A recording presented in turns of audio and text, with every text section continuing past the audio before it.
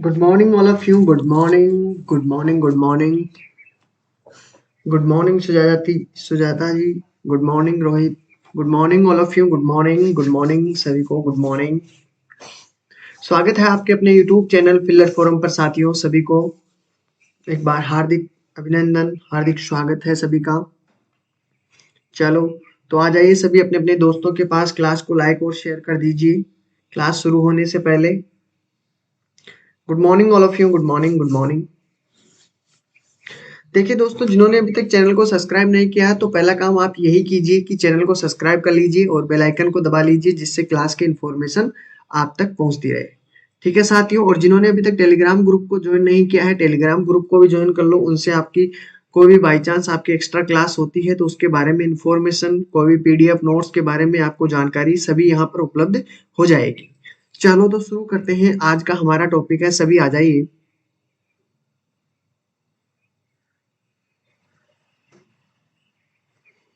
आवाज कम आ रहा है. पीडीएफ नोट्स के बारे में आपको जानकारी सभी यहाँ पर उपलब्ध. चलो तो सभी को आ जाना है जल्दी से, जितने भी स्टूडेंट हमारे कल थे, क्योंकि वही क्वेश्चन करेंगे पहले जो हमारे कल रह गए थे. ठीक है, बाद में फिर परेशानी आएगी, इसलिए मैं पहले ही आपको बता देता हूँ. पहले हम वही क्वेश्चन करेंगे जो हम कल छोड़े थे. ठीक है, कल मैंने आपको जो कार्य दिया था उसके बारे में ही बात करेंगे. उससे पहले मैं आपको एक बार फिर से और बता देता हूँ, जो भी नए विद्यार्थी जुड़ते हैं उन सभी के लिए सीटेट 2022 के लिए आपकी क्लासों के बारे में इंफॉर्मेशन दे देता हूं मैं.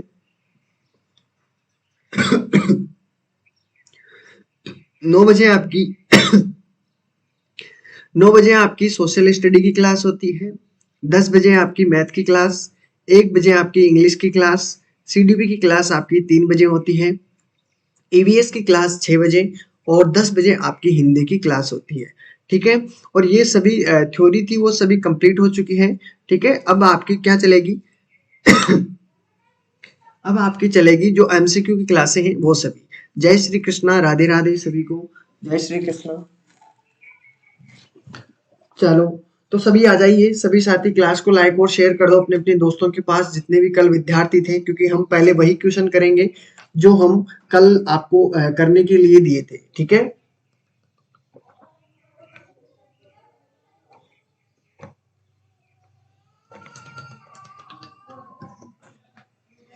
ठीक है. चलो आ जाइए सभी. देखो यहाँ पर पेपर फर्स्ट और पेपर सेकंड दोनों की क्लासें होगी. बिल्कुल भी मत घबराइएगा कि साइंस की क्लास नहीं हो रही है. बिल्कुल आपको एक साथ ही सब मिलेगी. घबराने की कोई बात नहीं है एग्जाम से पहले. ठीक है, सबकी क्लासें दे दूंगा. बिल्कुल एक भी नहीं छूटेगी आपकी. घबराने की कोई बात नहीं है. और बिल्कुल साइंस ऐसे करवाऊंगा कि आपको कोई घबराने की जरूरत ही नहीं पड़ेगी. ठीक है, आप उसे ध्यान से पढ़िएगा.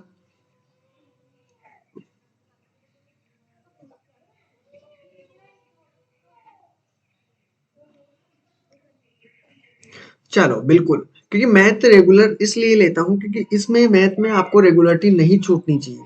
ठीक है, जब साइंस की स्टार्ट करेंगे तो बिल्कुल आपको एक भी नहीं छूटेगा. पूरा टॉपिक पूरा क्लियर करेंगे, बिल्कुल एक भी नहीं छोड़ेंगे. ठीक है, इसलिए मैंने मैथ के अंदर साइंस को वो नहीं किया. मैंने बीच में डिफरेंस नहीं दिया, क्योंकि अगर गैप हो जाता तो मैथ में आपको प्रॉब्लम ज्यादा होती. ठीक है, साइंस में आपको बिल्कुल सीधे क्लास अपलोड करा दूंगा. कोई भी परेशानी होगी तो हम उसके बारे में बात कर लेंगे. ठीक है, चलो तो शुरू करें. आ गए सभी विद्यार्थी मेरे. चलो तो क्लास शुरू करते हैं. देखो आपकी शुरू करते हैं. कल जो पहला क्वेश्चन था हमारा उससे शुरू करेंगे, जो आपका 5वां क्वेश्चन था मिल्क वाला. ठीक है, इसको पहले आप ध्यान से पढ़ लीजिए. ठीक है, और इसमें जो भी पूछेगा हम आज इसमें बातचीत करेंगे. मैंने कल कहा था आपको. ठीक है, बिल्कुल मैंने सर को कह दिया है. 3 वीडियो मैंने बना दिए हैं. ठीक है, वो आपको अपलोड एक साथ करने के लिए बोल रहे हैं. मैं आप उनको एक बार और बोल दूंगा कि सर अपलोड कर दीजिए, जिससे कि बच्चे पढ़ते चले. ठीक है, बिल्कुल. फिर भी अगर कोई एग्जाम या क्वेश्चन में कोई प्रॉब्लम आती है आपको तो आप जरूर पूछिएगा. ठीक है, चलो तो देखिए हम बात करते हैं. इससे मैंने आपको कहा था, देखो थ्योरी नहीं हो पाएगी इस समय. बिल्कुल मैं थ्योरी करवा देता, लेकिन इस समय थ्योरी नहीं हो पाएगी. हम जितने एमसीक्यू करेंगे, मैं देखो आपको जब भी एमसीक्यू करवाऊंगा तो घबराने की कोई बात नहीं है. जैसे क्वेश्चन दिया जाता है ठीक है, उस क्वेश्चन को कितनी प्रकार से आप बना सकते हो, किस किस प्रकार से आपसे पूछ सकता है। ठीक है, ऑप्शन 4 ऑप्शन होते हैं, चारों ऑप्शनों के बारे में पूरी जानकारी दूंगा। ठीक है, उससे आपका अगर चारों ऑप्शन के अकॉर्डिंग भी कोई क्वेश्चन बनता है तो उससे भी आपकी कोई प्रॉब्लम नहीं होगी। ठीक है, यानी पूरा आपको मैं कंप्लीट करवा दूंगा। थ्योरी लीजिए, मैं सब लिखवा दूंगा, घबराने की कोई बात नहीं है। ठीक है, good morning all of you, good morning. चलो तो शुरू करें। देखिए इसका आपके पास क्या आंसर आया था, जो भी आया हो आंसर वो हम बात करेंगे कि किस प्रकार से आंसर आया है, कहाँ कहाँ हमने प्रॉब्लम की थी। फिर भी अगर कोई आपको प्रॉब्लम होती है तो आप जरूर पूछिएगा। ठीक है, देखिए मैंने आपको सबसे पहले कहा था एक दूध विक्रेता के पास 21 लीटर गाय का दूध है। बिल्कुल 21 लीटर तो आपके पास काऊ मिल्क है। ठीक है, ओके। फिर उसके बाद में 42 लीटर टोड का दूध है। ओके, ठीक है। 63 लीटर डबल टोड का दूध है। ठीक है, तो मैंने सबसे पहले यहाँ पे लिख लिया 21 लीटर, ठीक है, 42 लीटर और 63 लीटर। ठीक है, अब इसके बारे में बात करते हैं। ठीक है, मैंने सबसे पहले कहा हाईएस्ट कॉमन फैक्टर ज्ञात करना पड़ेगा हमें, क्योंकि इसने पूछा है वह उन्हें डिब्बे में पैक करना चाहता है, यानी इनको डिब्बे में पैक करना चाहता है ताकि प्रत्येक में समान लीटर क्या हो, दूध हो। ठीक है, इसमें और वह किसी भी दो प्रकार के दूध को एक अन्य कैन में नहीं मिलाना चाहता है। तो कम से कम डिब्बे की आवश्यकता होगी, कितने डिब्बों की आवश्यकता होगी।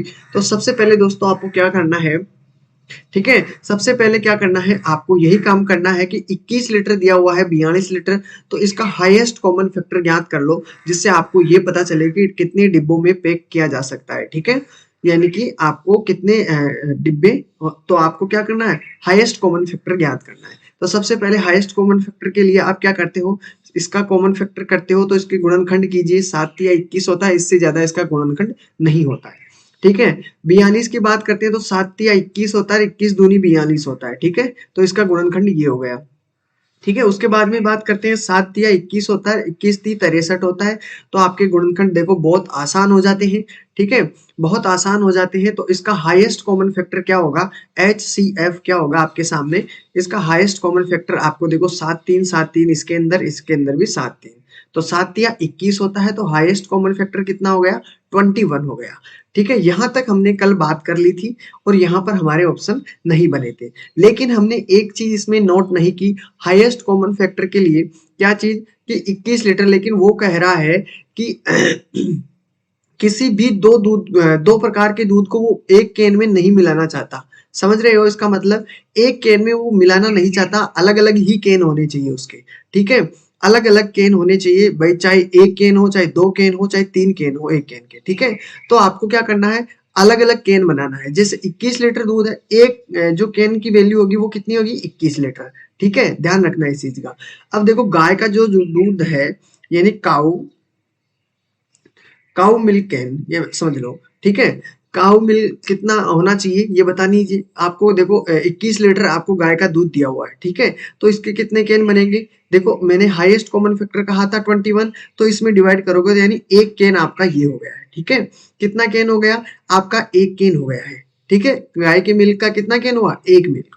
ठीक है, दूसरी बात, जो 42 लीटर टोड का दूध है, ठीक है, टोंड का जो दूध है आपके पास, ठीक है, टोन मिल्क, तो इसमें कितना होगा ये बताइए, टोन का कितना मिल्क होगा, देखो आपके पास 42 दिया हुआ है और इसमें क्या करना है, 21 लीटर आपके पास दिया हुआ है। आपके कितने कैन बने, इसमें 2 कैन बन गए, कितने कैन बने, 2 कैन बन गए।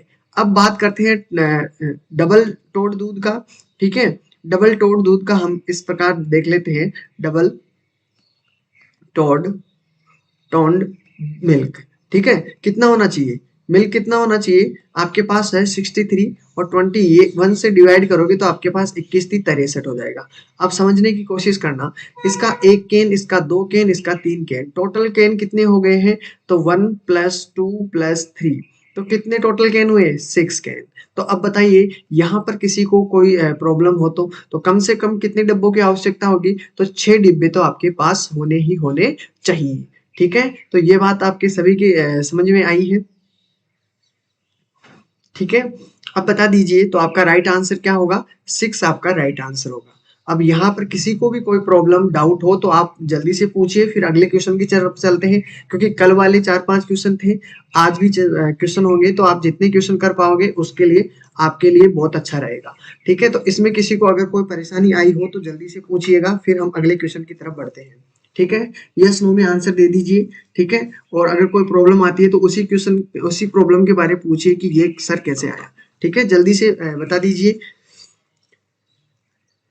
ठीक है, तो जल्दी बताइए, जल्दी कीजिए, जल्दी कीजिए। यस यो नो का जवाब दीजिए। ओके, चले, क्लियर है? जल्दी बता दीजिए, ऐसे इतना वो मत दीजिए।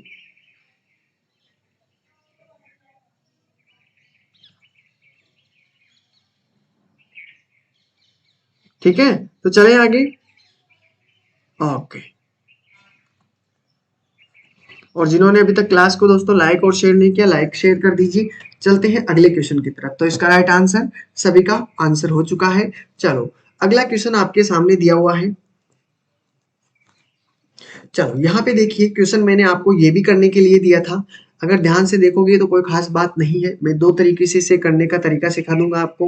मैंने आपको एक तो ये बताया था, स्टार्टिंग में जब प्रतिशत मैंने आपको सिखाया था तो मैंने कहा था कि जैसे 25% है तो इसको हम क्या रख सकते हैं, अगर वर्धी कर 1/4 क्या रख सकते हैं, इसको 1/4 रख सकते हैं। ठीक है, अगर इसमें वर्धी करने को लिए कहता है आपको भाई 25% की वर्धी हुई है तो आप उसे क्या मान सकते हो, अधिक के लिए।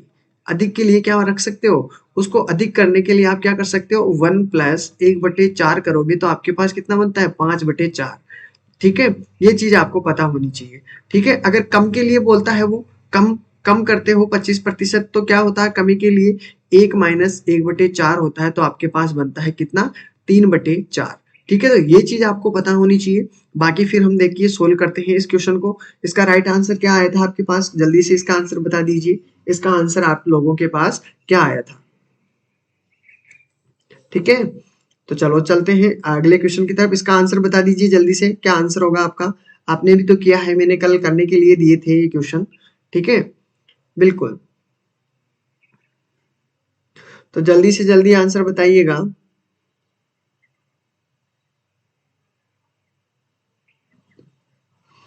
आंसर दे दो प्लीज, इसका क्या आंसर होगा।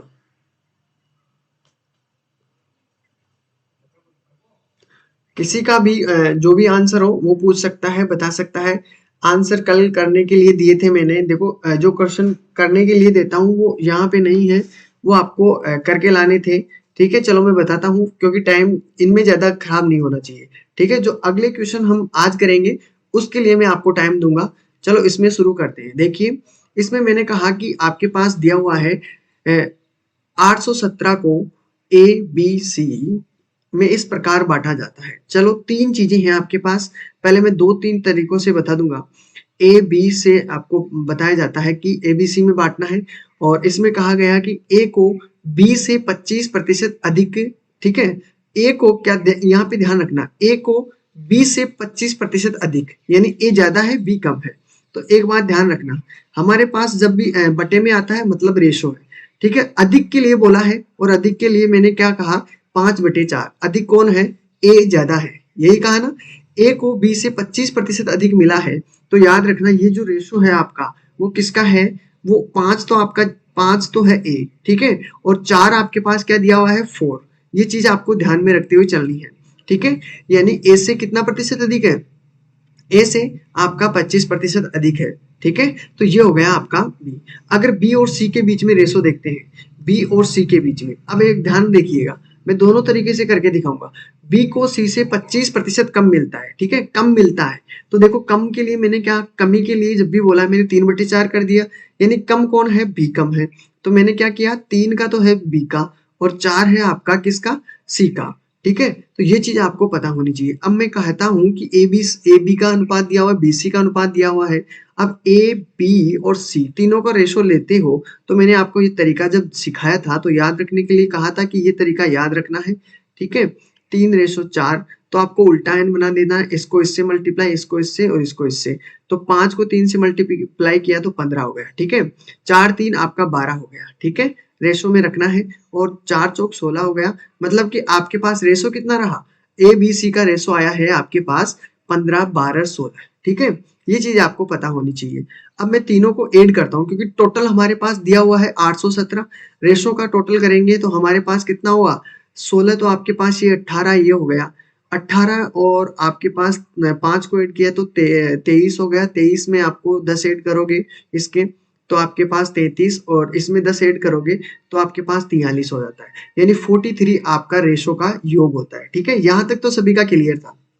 ठीक है, मैं आपको ये तरीका भी सिखाऊंगा कि अगर आप बटे में नहीं कर सकते तो आपको मैं दूसरा तरीका भी सिखाऊंगा, लेकिन पहले ये चीज बहुत इंपॉर्टेंट है, इजी भी है, कोई खास बात नहीं है इसमें, ये बहुत इजी हो जाएगी आपके लिए। तो 43 की वैल्यू आपके पास कितनी दी हुई है साथियों, 817। ठीक है, अब आपको जिसकी भी वैल्यू निकालनी है उसकी वैल्यू रख दीजिए, उसका मान रख दीजिए, आपके पास आंसर आ जाएगा। ठीक है, ए का हिस्सा पूछता है, ए का हिस्सा आपके पास रेशो में कितना दिया हुआ है 15, तो मैं यहाँ पर रखता हूँ 15। ठीक है, 43 को मैं अगर इससे काटता हूँ तो कितना बार जाता है आपके पास, 43 एकम 43 हो जाता है, फिर आपके पास 43 हो जाएगा, 9 बार चला जाएगा। ठीक है, यानी 19 बार। अगर मैं 19 को 15 से मल्टीप्लाई करता हूँ तो आपके पास आंसर आता है 285। ठीक है, ए का रेशो है। अब आपको बी का पूछे, सी का पूछे, किसी का भी पूछे, आपको बस इस 15 की जगह वैल्यू रखनी है, बाकी जो आपके पास 43 इंटू 817 है। ठीक है, इंटू यहाँ पर रखते चलो बी, इसको तो हमने काटा था 19 आया था, अब 12 को 19 से मल्टीप्लाई कर लो, 12 को 19 से मल्टीप्लाई करोगे तो कितना हो जाएगा, तो आपके पास 228 हो जाएगा। कितना हो जाएगा, 228। उसी प्रकार आप क्या करना है, आपको सी का निकाल लेना है। ठीक है, तो अब तो आप निकाल लोगे, 16 को 19 से मल्टीप्लाई कर लेना तो आपका आंसर सी का भी आ जाएगा। ठीक है, तो ये था आपका एक तो बेसिक तरीका, ठीक है ना। अब आपको रेशो में प्रॉब्लम आती है, ठीक है, चलो ऐसी बात करते हैं, अगर रेशो में प्रॉब्लम आती है तो सम सीधा करके देख लेते हैं। ठीक है, रेशो वही आएगा आपका जैसा इसी प्रकार से आया है। ठीक है, पीछे से करना आपको लास्ट में ऐसे ही है। ठीक है, आपको रेशो करने का दूसरा तरीका और मैं बता देता हूँ, जो भी आपको ज्यादा बेस्ट लगे वो आप इसमें यूज में ले सकते हो। ठीक है, यहाँ पर देखिए, मैंने ए बी के बारे में जाना है। ठीक है, ए अनुपात बी, ठीक है, और सी तीनों के बारे में जानना है। ठीक है, मैंने कहा कि देखो इसमें भी बी है और इसमें भी बी है, तो मैं बी को क्या मान लेता हूँ, 100 मान लेता हूँ। ठीक है, क्या मान लेता हूँ, 100 मान लेता हूँ। अब देखो बी से 25% अधिक के लिए बोला है। ठीक है, तो बी से 25% अधिक है, तो 100 से अगर 25% अधिक होगा तो 125 हो जाएगा। यहाँ तक तो नॉर्मल बात है। ठीक है, सीधी सी बात थी। अब बात यहाँ पे आगे अटक जाती है कि आप इसे किस प्रकार निकालोगे। अगर आप 20 को सी से करना है, 25% कम मिलता है। अगर आप 100 को -75 करोगे तो सी की वैल्यू है। ठीक है, लेकिन आपको क्या करना है, जब बी को सी से, यानी बी आपके पास नहीं है। ठीक है, मान लो कि बी नहीं है आपके पास। ठीक है, सी से 25%, यानी इसका अगर 25% कम होता है, 75% आपके पास कम होता है, एक्स है, और आपके पास यहाँ पर बी की वैल्यू कितनी है, कितना है, बी आपके पास 100 दिया हुआ है। ठीक है, यही दिया हुआ है ना, बिल्कुल, तो कर लीजिए इसको। 25% कम मिलता है तो 25×3 = 75 होता है, 25×4 = 100 होता है। ठीक है, यानी 400 बटे आपके पास क्या होता है, 400 बटे आपके पास तीसरा होता है 400/3। ठीक है, अब यहाँ पे ध्यान रखने की बात यह है कि आप ऊपर वाले को सभी को काट दीजिए किसी एक चीज से। तो मैं अगर 4 से काटता हूँ, वो सॉरी 25 से काटता हूँ तो 25×5 = 125 होता है। 25×4 आपके पास 100 होता है। 3 आपका ऐसा ऐसा ऐसा है, 25×4 = 100, 4×4 = 16 हो गया है। ये आपके पास अनुपात हो गया। अगर फिर भी इसको रेशो में इसको भी अनुपात में बदलना चाहते हो, भिन्न को हटाना चाहते हो, तो जो 3 नीचे दिया हुआ है, 3 को आप तीनों संख्याओं से मल्टीप्लाई करो, 3 को इससे कर लो, 3 को इससे कर लो, और 3 को इससे कर लो। देखो 5×3 = 15 होता है। ठीक है, रेशो में दिया हुआ है 4×3 = 12 हो गया है। ठीक है, और 3 से आपका 3 कैंसिल हो गया, आपका आ गया 16। तो आपके पास देखो रेशो वही रहा है। ठीक है, सेम डिट्टो रेशो वैसा का वैसा है। अगर आपको ये चीज भी अगर ढंग से समझ में आ गई है तो दोनों तरीके आपको सीखने को मिलेंगे। ठीक है, 400/3 कैसे हुआ, तो देखिए मैंने कहा कि इसने कहा है बी को सी से 25% कम मिलता है। ठीक है, तो सी का हमें पता नहीं है, सी का मैंने रख लिया। ठीक है, इससे क्या है, 75% कम है, यानी 25% कम मिल रहा है, तो 100 में से 25 गए तो 75 बच गया। तो अगर मैं अक्स का अगर वो करता हूँ 25% कम, तो आपके पास 100 ऑलरेडी दिया हुआ है बी का। भाई आप इसको सी को कितना भी कम कर लो, यानी 25% कम करोगे तो आपके पास 100 आने चाहिए। ये बात ध्यान रखना है, 100 आना चाहिए। तो अगर आप 25 एक्स की वैल्यू आप निकालना चाहते हो तो क्या करोगे, 25×3 = 75, 25×4 = 100। ठीक है। x की वैल्यू आपके पास कितनी आई है, 4 को 100 से मल्टीप्लाई कर लूं 400/3, इसलिए मैंने x की वैल्यू यानी c की वैल्यू आपके सामने कितनी रखी है, c की वैल्यू 400/3। अब बताइए यहाँ पर किसी को कोई प्रॉब्लम है? ठीक है, अब तो समझ गए होंगे 400 c की वैल्यू कैसे आई है, क्योंकि हमें देखो b की ऑलरेडी पता है कि 100 है।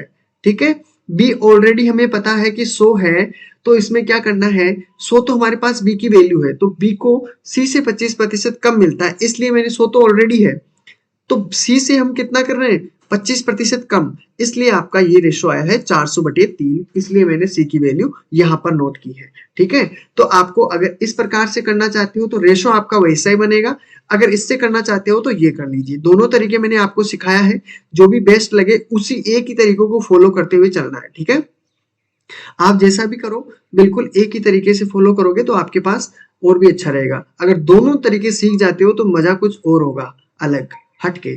ठीक है, यानी कोई भी कंफ्यूजन नहीं रहेगा, दोनों तरीके से आप करके देख सकते हो, आपका आंसर वही होगा। ठीक है, कोई भी चेंज नहीं होगा। चलो तो फिर इसका राइट आंसर आपके सामने देखो 285 दिया हुआ है, तो इसका राइट आंसर कितना हो रहा है, सी हो रहा है। चलते हैं अगले क्वेश्चन की तरफ, इसका राइट आंसर सी होना चाहिए। एक ही वैल्यू पूछा है ना, तो एक ही हिस्सा कितना आया, 15, तो आपके पास 15 एक का हिस्सा पूछता है तो आपके पास 285 आता है, ये चीज ध्यान में रखना है, ना कि 247। ठीक है, सी की वैल्यू आपके पास कितनी है, इतनी है, क्लियर है। और 228 वैल्यू आपके पास कितनी है, ये है बी की वैल्यू। ठीक है, ये चीज आपको पता रहनी है। चलो तो आगे चलते हैं अगले क्वेश्चन की तरफ। अब देखिए क्वेश्चन इस प्रकार का मैंने कल भी आपको एक करवाया था, अगर आपको अच्छी तरीके से याद होगा तो। ठीक है, तो जल्दी से कीजिए। इसका आंसर क्या आया था जल्दी से बता दीजिए, कल ही का क्वेश्चन है, मैंने आपको करने के लिए दिया था कि इसका आंसर आपको करके लाना है।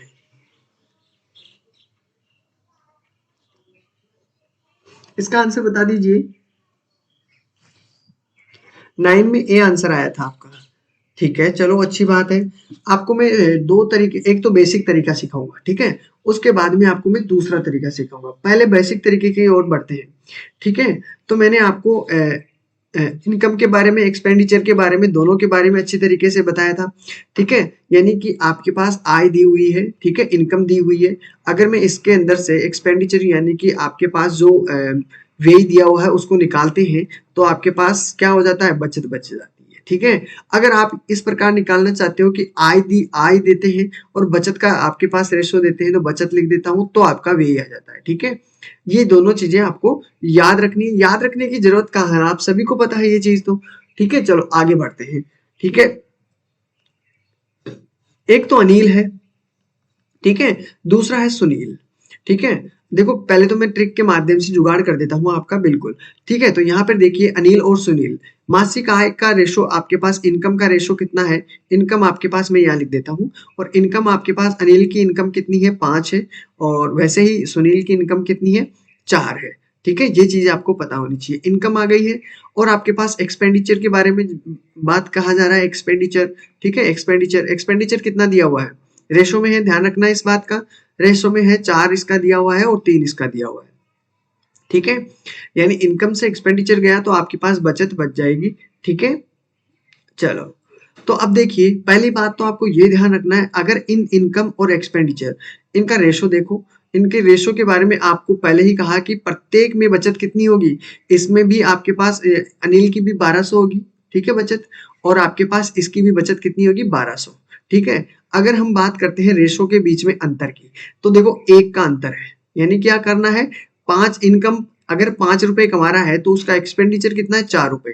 ठीक है, तो आपकी बचत कितना हो गई, 1 रुपया। ठीक है, उसी प्रकार आपको इनकम कितना है, 4 रुपया, एक्सपेंडिचर कितना है, खर्चा कितना है, व्यय कितना है, 3 है, यानी इसका भी आपके पास अंतर कितना है, आपके पास बचत 1 है, यानी 1 के बराबर आपकी वैल्यू कितनी है, 1 के बराबर आपकी वैल्यू है 1200। कितनी है, 1200। अब एक बात ध्यान रखना, जब 1 की वैल्यू 1200 है, तो अगर आपको मासिक आय पूछी है, ठीक है, तो मासिक आय के लिए आपको आय इनकम कितनी है, 5 है इसका रेशो, तो अगर मैं 5 को सीधा ही 1200 से मल्टीप्लाई कर देता हूं तो बार पंजे होता है आपका 60। कितना होता है साथियों, 60 होता है, यानी 6000 आपका आंसर हो जाएगा।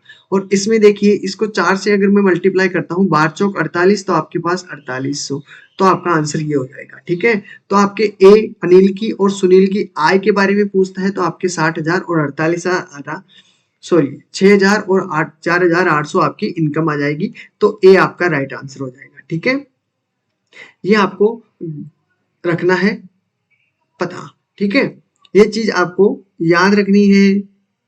ठीक है, अब हम बात करते हैं जो बेसिक तरीके से हम लोग करते हैं उसके बारे में भी जान लेते हैं। वो तरीका भी आपको नहीं भूलना है। ठीक है, मैंने यहाँ पे इनकम रखा है और वो क्या है कि लेंथ हो जाती है, थोड़ी लेंथी हो जाता है, लंबा हो जाता है क्वेश्चन, उसको भी जान लेने में आपको फायदा होगा। ठीक है, जैसे मैंने इसको अक्स मान लिया है, इनकम है आपके पास 5 अक्स और इसकी है 4 अक्स। ठीक है, एक्सपेंडिचर 4 वाई मान लिया है और इसको 3 वाई मान लिया है। ठीक है, अब ध्यान रखना है इस चीज का, 5 अक्स आपके पास दिया हुआ है ऑलरेडी। ठीक है, 5 अक्स आपके पास दिया हुआ है और अगर मैं 5 अक्स में से 4 वाई माइनस करता हूं तो आपके पास कितना बनता है, 1200 बनता है। ठीक है, यही बात हुई ना, बिल्कुल यही हुई है। दूसरी बात, ये तो अनिल का है तो ये एक समीकरण तो आपके पास अनिल का तो ये बन गया। ठीक है, उसी प्रकार सुनील का समीकरण क्या बनता है। ठीक है, तो 4 अक्स आपके पास सुनील की आय है, माइनस करोगे 3 वाई तो आपके पास फिर भी बचत कितनी बच रही है, इसकी 1200 बच रही है। ठीक है, ये चीज आपको पता है कि नहीं। ये दोनों समीकरण है। अब इस दोनों समीकरण को हम किस प्रकार सोल्व करते हैं, देखो इन दोनों में से या तो इन दोनों को बराबर कर लो, कैसे भी किसी भी संख्या से मल्टीप्लाई करो, या तो इन दोनों को मल्टीप्लाई कर लो, या फिर इन दोनों ऐसी संख्या से मल्टीप्लाई करो कि ये दोनों संख्याएं बराबर हो जाए। तो देखते हैं, पहले हम इसको 4 से इसको अगर y को हटाना है तो इसको मैं 4 से मल्टीप्लाई कर देता हूँ और इसको 3 से मल्टीप्लाई कर देता हूँ, जिससे आपका और भी आसान हो जाएगा। ठीक है, अगर मैं इसको मल्टीप्लाई करता हूं तो 5 3 15 होता है, 4 चौक 16, पहले ये बड़ी संख्या आएगी, 12 चौक 48 ठीक है, तो इसको मैं ऊपर रख देता हूं पहले। ठीक है, ध्यान रखना, 4 चौक 16 एक्स हो गया। ठीक है, और आपके पास ये कितना बचा, माइनस के आपके पास है 4 3 12 वाई, क्लियर है। और 12 को मल्टीप्लाई करूंगा, 12 चौक 48 होता है, तो ये पास आपके पास 48। ठीक है, उसी प्रकार आप इस संख्या को 3 से मल्टीप्लाई करोगे तो 5 3 15 होता है, 15 एक्स हो गया है आपके पास। ठीक है, इसके बाद में देखो 4 वाई है, 3 से मल्टीप्लाई करोगे तो 4 3 12 हो गए, 12 वाई हो गए। ठीक है, बराबर इसमें कितना हुआ, 12 3 36 हो गया है। तो ये आपके पास दो समीकरण बन चुके हैं। ठीक है, क्यों किया मैंने इसको 3 से 4 से मल्टीप्लाई, एक संख्या को आपको काटना है, एक संख्या बचत करनी है। ये थोड़ा लेंथी हो जाएगा, इसलिए मैंने आपको पहले बेसिक इस ट्रिक से बताया है कि आप शॉर्ट भी कर सकते हो। ठीक है, अब देखिए यहाँ पर चिन्ह को चेंज कर लो, मैं यहाँ पर माइनस कर देता हूँ, यहाँ प्लस है। ठीक है, इसको मैं माइनस कर देता हूँ, यहाँ ऑलरेडी माइनस है, मैं यहाँ पर प्लस कर देता हूँ। अब जो नीचे वाली संख्या है वो हो गई प्लस की, ध्यान रखना, क्योंकि चिन्ह चेंज कर दिया है मैंने, ये माइनस, ये प्लस का है, ये माइनस का हो गया है। और अगर मैं इसको माइनस करता हूँ, ये प्लस का है, ये माइनस हो गया। ठीक है, तो देखो ये माइनस और प्लस क्या होते हैं, कट जाते हैं, तो मैंने इसको कैंसिल कर दिया। 16 एक्स प्लस के हैं, अभी जो मैंने कहा कि 15 एक्स आपके पास नीचे माइनस के हैं, तो एक गया तो आपके पास कितना बचा, एक्स की वैल्यू एक्स आ गई आपके पास। ठीक है, अब इसको मैं माइनस कर देता हूं, तो माइनस करने से आपका कितना बन रहा है, देखो 8 में से 6 गए तो आपके पास 2 बच गया। ठीक है, यानी 1200 आपके पास x की वैल्यू है। ठीक है, कितनी है, x की वैल्यू आपके पास 1200 है। अब आपके पास अगर i पूछता है तो 5x दिया हुआ है। ठीक है, तो x की वैल्यू आपके पास 1200 है। अगर मैं 5 को मल्टीप्लाई करता हूँ, a के बराबर क्या करना है, 5 को अगर मैं 12 से मल्टीप्लाई करता हूँ तो 12 पंजे होता है आपका 60। ठीक है, यानी कि 6000, तो ये हो गया। अगर सुनील के बारे में जानते हैं तो 4 इंटू 1200 करेंगे तो कितना बनेगा, 12 चौक 48, आंसर वही होंगे। ठीक है, दोनों आंसर वही हो रहे हैं। ठीक है, आय दोनों की वही हो रही है। अगर इस तरीके से करोगे तो बहुत इजी और छोटा हो जाएगा ऊपर वाले से, नहीं तो आपको इतनी पूरी प्रोसेस करनी पड़ेगी। ठीक है, दोनों तरीके ध्यान रखना है। ठीक है, ये बेसिक तरीका है, जब आपको कोई भी आंसर नहीं आ पाए तो आपको ये तरीका यूज में लेना है। ठीक है, ये चीज आपको ध्यान में रखते हुए चलनी है आगे। चलें आगे, तो चलते हैं अगले क्वेश्चन की तरफ। ठीक है, ए इसका राइट आंसर हो गया है, ए इसका राइट आंसर। चलते हैं अगले क्वेश्चन की तरफ। इसमें क्या कहा जा रहा है, ध्यान से देखिएगा कि प्रति किग्रा तथा 126 रुपए प्रति किग्रा, यानी मान लो कि एक तो किग्रा आपके, पहले क्वेश्चन को पूरा पढ़ लीजिए।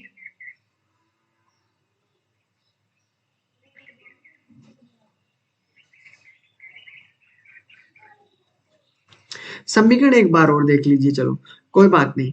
देखो इनकम के बारे में हमें पता नहीं, रेशो में दिया हुआ है, तो हम इसको इनकम के अंदर 5x मान लेते हैं। ठीक है, इसको हम 5x मान लेते हैं और इसको 4x मान लेते हैं। ठीक है, ये इनकम का है, तो मैंने 5x और 4x आई की जगह रख दिया। ठीक है, आई की जगह रख दिया है। ठीक है, अब उसके बाद में जो एक्सपेंडिचर है, ठीक है, आपका व्यय है, तो उसको मैंने एक्स नहीं मान सकते क्योंकि आई है एक्स, तो ठीक है, तो उसको वाई कर देते हैं। ठीक है, वाई कर देते हैं, तो वाई 4y हो गया, 3y हो गया। ठीक है, अब देखिए 4x में अगर मैं 4y माइनस करता हूं तो इन दोनों के बीच में आपके पास बचत कितनी है, 1200, तो ये 1200 मैंने रख दिया है। ठीक है, उसी प्रकार फिर क्या करेंगे, चार चौक इसको क्या करना है, 4x आपके पास दिया हुआ है आई का, और 3y आपके पास दिया हुआ है इसका अनुपात मासिक का, तो आपके पास आंसर कितना बना, 1200।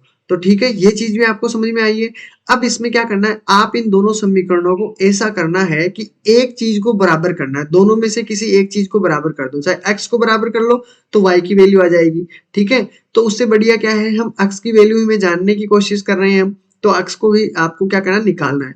तो y को हम बराबर कर देते हैं, तो उससे क्या है कि 4 को हम अगर नीचे वाली संख्या को 4 से मल्टीप्लाई करेंगे, 4 थी 12 होता है, और 12 ही यहाँ पर लाना है, तो आपको क्या करना है, 4 थी 12, तो यहाँ पर भी आपके 12 हो जाएंगे। ठीक है, जिससे आपका ये बराबर हो जाएगा। तो आपके पास देखो दोनों समीकरण ये बन रहा है, मैंने ऊपर वाली को छोटी को लिख दिया और नीचे वाली को यहाँ पर लिख दिया। ठीक है, तो देखो 4 चौक 16 हो गए हैं, मैंने 16 यहाँ पर लिख दिया है। ठीक है, 16 मैंने यहाँ पर लिखा, 4 थी 12 हो गई, मैंने 12y यहाँ पर लिखा, और 12 चौक 48 मैंने यहाँ पर लिख दिया। ठीक है, उसी प्रकार मैंने इसको 3 से मल्टीप्लाई किया, 5 3 15 हो गया, यहाँ पर लिख दिया। ठीक है, जहां भी परेशानी है पूछ लेना। और 3 चौक 12 हो गए, मैंने रख दिया है, और 12 36 हो गए। फिर हम इसको क्या करते हैं, संख्याओं को चेंज कर लेते हैं। ठीक है, यहाँ पर प्लस प्लस होंगी तो संख्या बढ़ जाएगी, तो प्लस माइनस कर लीजिए, यहाँ पर प्लस है, मैंने यहाँ पर माइनस कर दिया। ठीक है, उसी प्रकार आपको क्या करना है, यहाँ पर पहले ऑलरेडी माइनस था तो यहाँ पर मैंने प्लस कर दिया। ठीक है, और यहाँ पर प्लस था तो यहाँ पर मैंने माइनस कर दिया। इसका मतलब अब ये हो गया है कि जो 15x नीचे के हैं वो माइनस के हो गए हैं, नीचे जो 12y माइनस के थे वो प्लस के हो गए हैं, और 3600 जो पहले प्लस के थे वो माइनस के हो गए। ठीक है, यहाँ पर आपको जरा ध्यान से रखना है, ध्यान। अब 16x 15y इसमें से गए तो आपके पास 1x बच गया है। ठीक है, वैसे ही 12y तो आपके माइनस का है और प्लस का नीचे वाला हो गया, तो ये दोनों कैंसिल हो जाएंगे। ठीक है, अब देखो 48 4800 के अंदर से 3600 माइनस गए तो आपके पास 1200 बच गए। ठीक है, ये आपके पास है x की वैल्यू। ठीक है, किसकी, x की वैल्यू। अब x की वैल्यू आपके पास दी हुई है, तो x को 5 से मल्टीप्लाई करोगे तो 12 पंजे 60 6000 हो गए, और एस सुनील की करोगे तो आपके पास 48 हो गए। ठीक है, तो ये थे आपके आंसर, बिल्कुल करेक्ट थे। ठीक है, तो दोनों तरीके से मैंने समझा दिया है, जो भी आपको बेस्ट लगे वो तरीका आप काम में ले सकते हो। ठीक है, अब फिर भी अगर फिर भी कोई प्रॉब्लम आती है तो एक बार दोबारा से देख लेना, और अब पहले खुद निकालना। ठीक है, फिर जहां आपको प्रॉब्लम आए उस जगह आप देखना कि यहाँ पे सर ने क्या किया था। ठीक है, जिससे आपको अपनी परेशानी का भी तो पता चल जाएगा। ठीक है, तो चलते हैं अगले क्वेश्चन की तरफ। देखिए इसमें कहा गया है कि 126 रुपए आपके पास प्रति किग्रा एक तो, ठीक है, दूसरी है 135 किग्रा, दो प्रकार की चाय और तीसरे प्रकार की चाय का के साथ आपके पास मूल्य दिया हुआ है। ठीक है, रेशो में 3 प्रकार की चाय है, मैंने तीनों प्रकार यहाँ पर लिख दिया, फर्स्ट प्रकार की, सेकंड प्रकार की और थर्ड प्रकार की। ठीक है, चलो तो यहाँ पर ध्यान रखना है।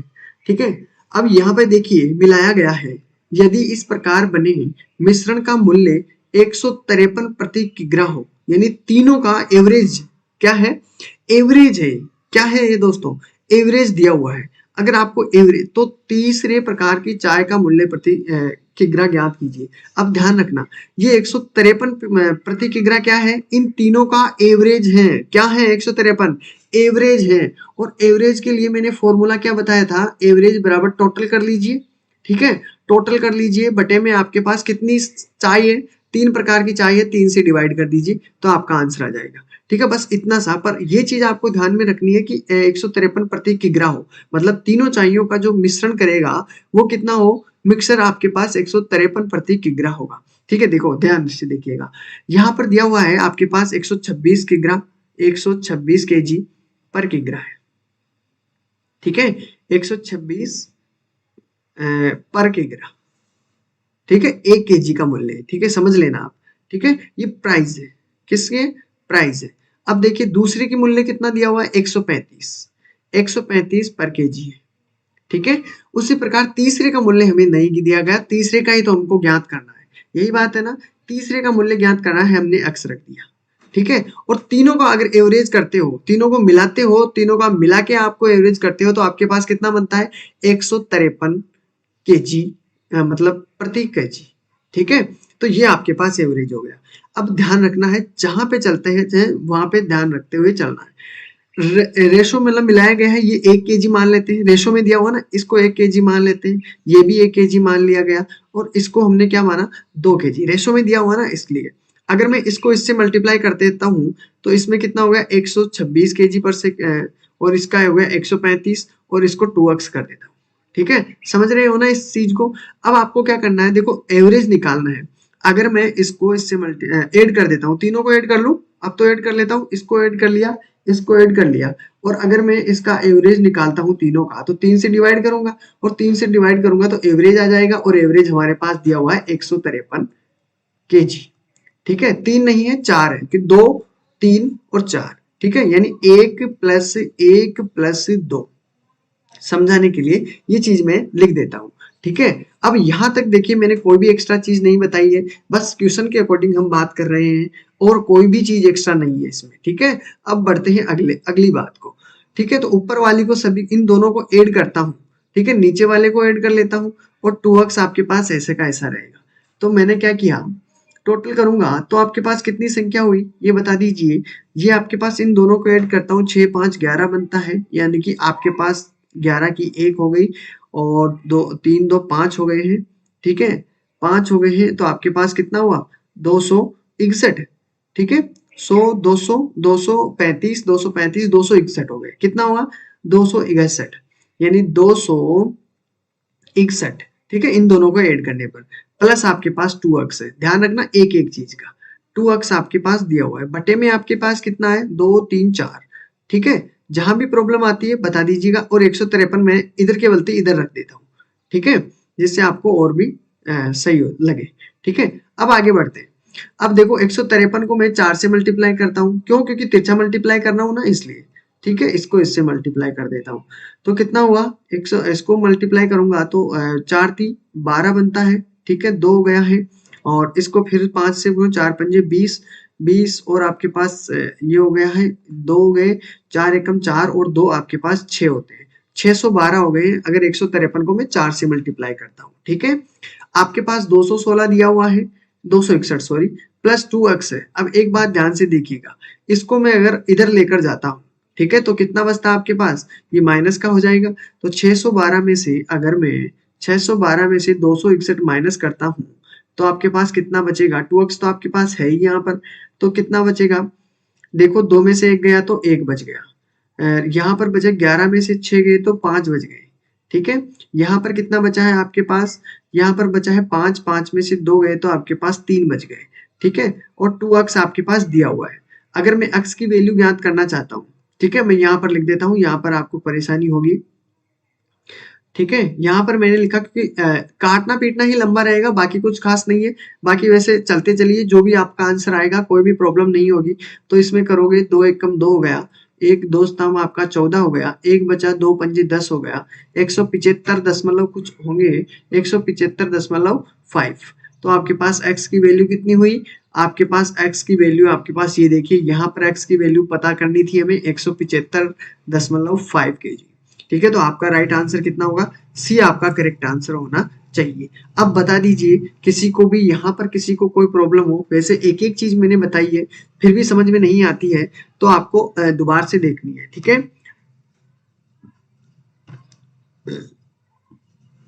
चलो, तो इसका राइट आंसर ये हो गया। टाइम हो गया है कल के क्वेश्चनों के लिए ही, आज के लिए नए क्वेश्चन है, ठीक है। जल्दी से आंसर बताना है, ज्यादा टाइम नहीं लेंगे, ठीक है। फिर मैं कुछ क्वेश्चन आपको करने के लिए दे दूंगा, जिससे आपको घर पे करके लाओगे तो उससे और भी आसान हो जाएगा, ठीक है।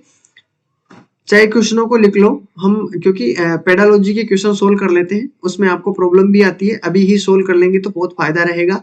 देखिए पहला क्वेश्चन आपके सामने दिया हुआ है, इसका आंसर आपको करके 10 क्वेश्चन दे दूं मैं आपको, 10 क्वेश्चन दे दूं, 10 क्वेश्चन कल सोल्व कर लेंगे, जिससे आपकी भी एक्सपीरियंस हो जाएगा, और हम 10 क्वेश्चन आगे के सोल्व कर लेंगे। बता दीजिए ये 10 क्वेश्चन मैं आपको दे दूं कर, सभी को बताना है कि मैं अगर आपको 10 क्वेश्चन दे देता हूँ, कल हम इन क्वेश्चनों को सोल्व करके आपको आगे करवा दूं जब तक, ठीक है। 10 क्वेश्चन मैं दे दूं आपको, आप बता दीजिए, मैं अगर आपको 10 क्वेश्चन दे दूं तो आप निकाल के आओगे या नहीं आओगे, ये बताइए, या यही निकालोगे, ये बता दीजिए, कमेंट कीजिए, पता चले कि कितने करने के लिए उत्सुक हैं। आपको भी करने में हैबिट हो जाएगी, पर करके लाना है आपको जैसा भी हो, ठीक है।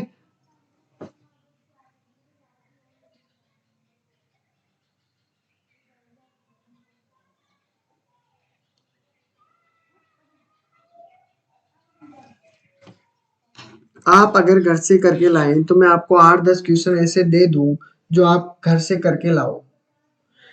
बाकी हम पेडालॉजी की क्वेश्चन यहीं पे देख लें, क्योंकि टाइम का पता नहीं, टाइम 10:42 हो गए हैं।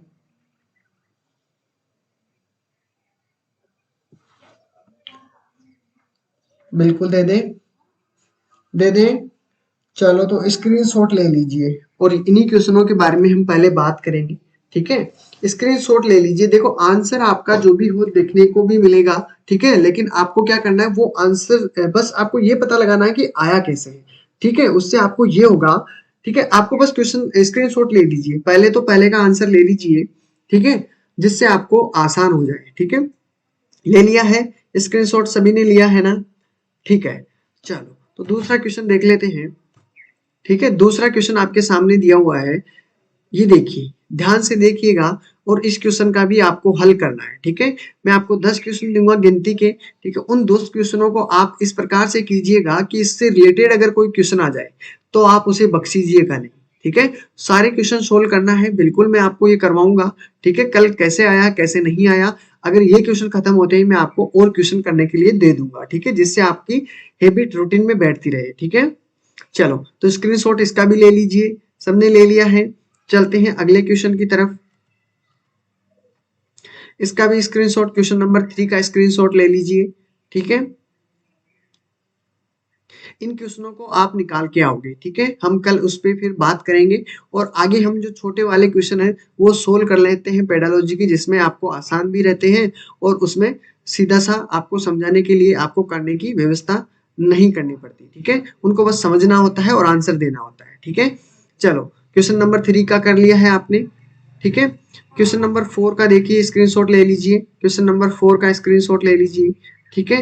क्वेश्चनों में थोड़ी बाधा आएगी, लेकिन इजी है, बस आपको थोड़ा सा समझना है। जिसने थोड़ा सा अगर दिमाग लगा लिया तो आंसर कर सकता है, नहीं तो क्वेश्चन आपको इतने भयंकर लगेंगे कि आपको कंफ्यूज हो जाओगे किस प्रकार से करना है, ठीक है। ठीक है, तो पांचवा क्वेश्चन स्क्रीनशॉट ले लीजिए।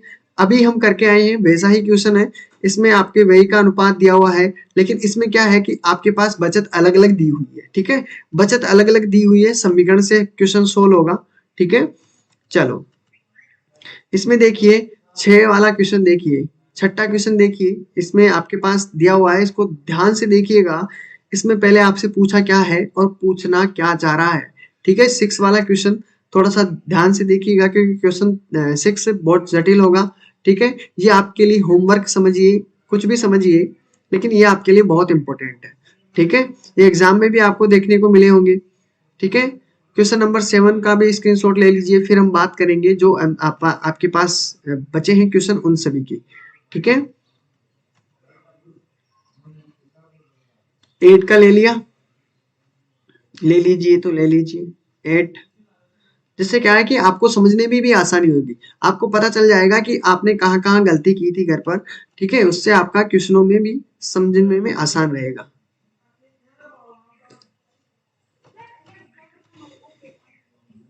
ये अंतिम क्वेश्चन है, क्वेश्चन नंबर 10, ठीक है।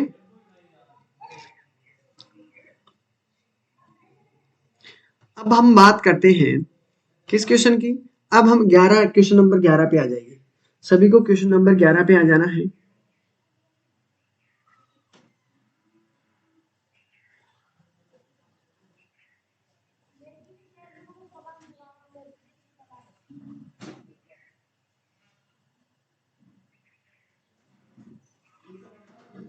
ठीक है, अब क्वेश्चन नंबर 11 पे आ जाइए और क्वेश्चन का आंसर दीजिए जल्दी से। आपके पास 20 सेकंड का टाइम है, देखते हैं कितना कर पाओगे आप।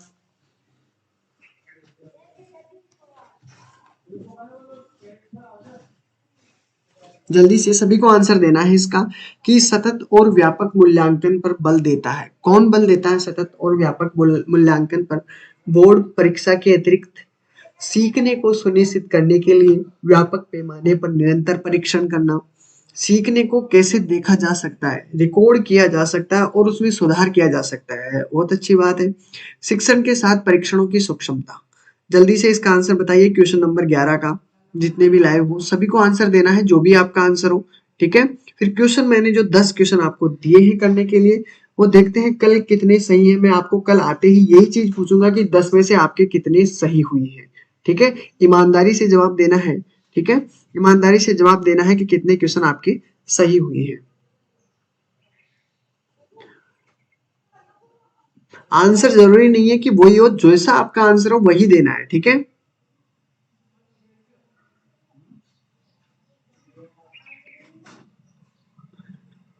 Good morning, good morning. 11 में बी आंसर आ रहा है।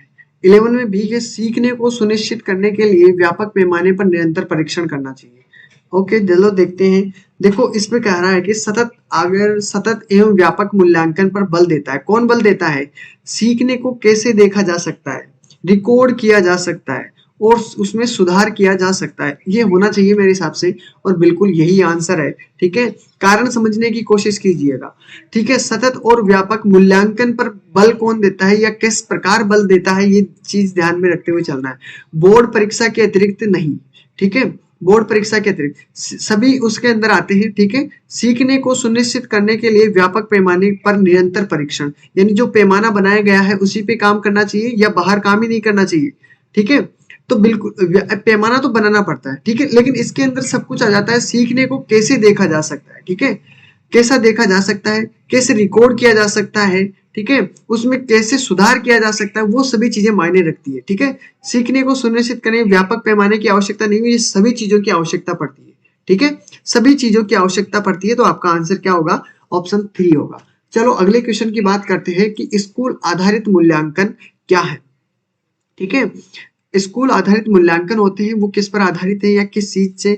आपको ये चीजें पहले ध्यान से देखना है। देखो क्वेश्चन से उत्तर नहीं बनता है, लेकिन उत्तर देखिए, इसमें क्या होता है, उल्टा सिस्टम है। उत्तर देखने के बाद में आपको क्वेश्चन समझ में आता है। ठीक है, यही होता है ना कि उत्तर जब तक प्रश्न देखोगे तो प्रश्न में तो पता नहीं स्कूल आधारित मूल्यांकन है।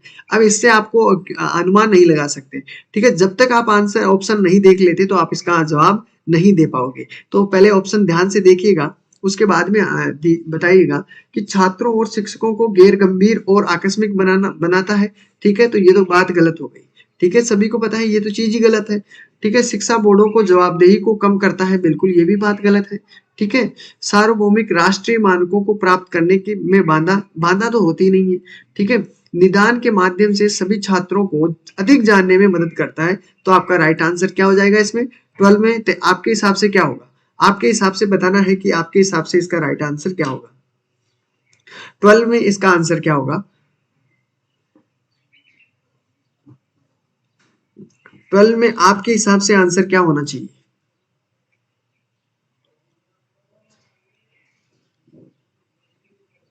जल्दी से जल्दी से।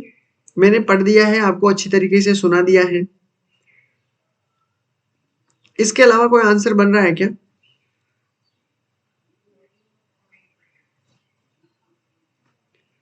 इसमें आपका आंसर हो जाएगा क्या? डी। क्या हो जाएगा? 4 इसका राइट आंसर हो जाएगा 12। ये चीज आपको पता रखनी है। ठीक है, बिल्कुल। चलो अगले क्वेश्चन की तरफ बढ़ते हैं। क्वेश्चन नंबर 13 देखिए। ठीक है, इसमें कहा गया है कि स्कूल आधारित मूल्यांकन शुरू किया गया था। अब पहले आंसर पढ़िए, उससे आपको पता चल जाएगा कि क्या क्यों पूछ रहा है, किसके बारे में पूछ रहा है, या क्या हो सकता है। तो देश में स्कूली शिक्षा को बोर्डों की शक्तियों को विकेंद्रीकरण करना, या स्कूल आधारित मूल्यांकन शुरू किया जाता है। इसमें क्या ये होता है कि देश में स्कूली शिक्षा बोर्डों की शक्तियों को विकेंद्रीकरण करना होता है। ठीक है। सभी छात्रों का सर्वांगीण विकास सुनिश्चित करना होता है। शिक्षकों को उनकी प्रगति के बेहतर व्याख्या के लिए छात्रों की सभी गतिविधियों को समय समय पर रिकॉर्ड करने के लिए प्रेरित करें। विद्यालयों को अपने क्षेत्र के अन्य विद्यालयों के साथ प्रतिस्पर्धा करके उत्कृष्टता प्राप्त करने के लिए प्रोत्साहित करना। देखते हैं क्या आंसर दे पाओगे। 13 में आंसर देना है, सभी को आंसर देना है। सभी का आंसर देखना चाहूंगा मैं, जितने भी लाइव हुए सभी का आंसर देखना चाहूंगा कि क्या आंसर दे रहे हो। 13 में सभी का डामाडोल है मुझे पता है, लेकिन आपको बताना है, कोशिश तो करनी है। ठीक है, आंसर तो दूंगा ही मैं, समझा भी दूंगा। ठीक है, तो आपको पहले ये बतानी है कि आपका आया क्या है इसमें।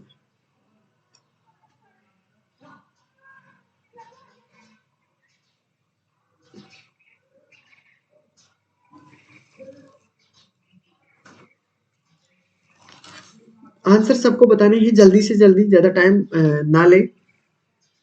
तो इसका राइट आंसर आपके सामने क्या हो जाएगा? इसका राइट आंसर आपके सामने 2 हो जाएगा। क्या हो जाएगा? सभी छात्रों का सर्वांगीण विकास सुनिश्चित करना। यही होता है मूल्यांकन का आपके पास उद्देश्य शुरू करने का। ठीक है, अब इसको देखिए, इसको देखिए, बहुत टाइम लगाते हो, इतना टाइम नहीं है हमारे पास। क्वेश्चन नंबर 14 को देखिए। ठीक है, क्वेश्चन नंबर 14 को देखते हैं, क्या आंसर होगा आपका।